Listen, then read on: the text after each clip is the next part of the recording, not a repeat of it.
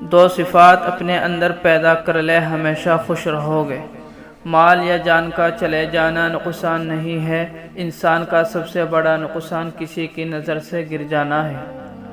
خود کو ایسا بناؤ کہ جہاں تم ہو وہاں تم سے سب محبت کرے، جہاں سے تم چلے جاؤ وہاں تم کو سب یاد کرے، اور جہاں تم پہنچنے والے ہو وہاں سب تمہارا انتظار کرے۔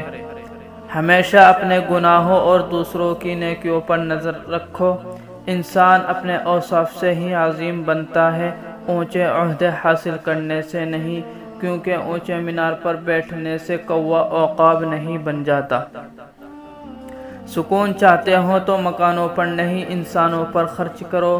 دوسروں کے گھر کو آگ لگانے والوں کے اپنے گھر بھی جلا کرتے ہیں۔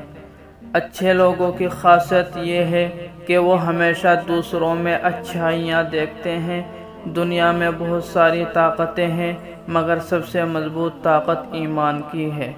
دو صفات اپنے اندر پیدا کر لے، چپ رہنا اور معاف کرنا، کیونکہ چپ رہنے سے بڑا کوئی جواب نہیں ہے اور معاف کرنے سے بڑا انتقام نہیں ہے۔